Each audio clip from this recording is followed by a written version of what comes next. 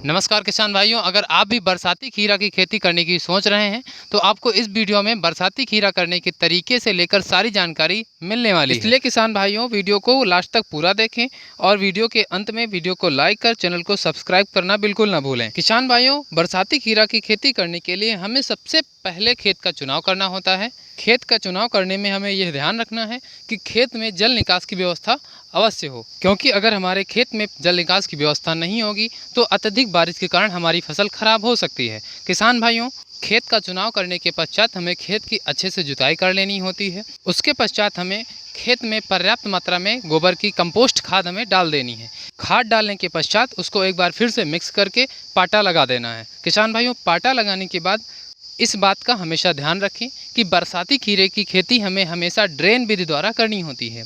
Drain विधि द्वारा खेती करने से हमारे खीरे की फसल को ज़्यादा पानी से कोई नुकसान नहीं होता और हमारे पौधे गलन से बच जाते हैं। किसान भाइयों, पाटा लगाने के बाद ड्रेन बनाना होता है और ड्रेन से ड्रेन की दूरी लगभग 3 से 4 फीट होनी चाहिए और लगभग ड्रेन की चौड़ाई हमें लगभग 2 फीट रखनी होती है। किसान भाइयों, ड्रेन बनाने के बाद बात आती है खीरे की बीज की चुनाव की।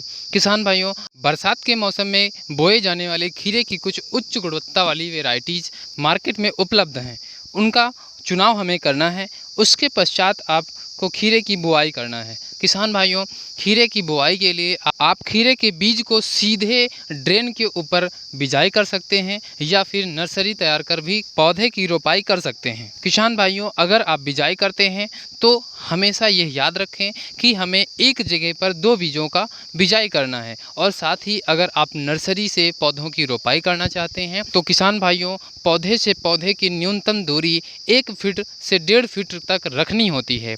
अगर आप ऐसा करते हैं तो आपकी फसल अच्छी गुणवत्ता वाली उत्पन्न होती है। साथ ही किसान भाइयों, हमेशा ये याद रखना है कि जब भी हम बरसाती खीरे की खेती करें तो हमेशा मचान प्रक्रिया से ही करें। मचान प्रक्रिया से हमारे फल और फूलों को कोई नुकसान नहीं होता, हमारे पौधों को कोई नुकसान नहीं होता और हमारे जो उत्पादित फल होते हैं वो अच्छी गुणवत्ता वाले उत्पन्न होते हैं। किसान भाइयों, अब इसके बाद अगर बरसात में बोए जाने वाले खीरे की वैरायटी की बात की जाए तो वीएनआर का कृषि सीड्स सबसे उत्तम और अच्छा उत्पादन देने वाला बीज होता है।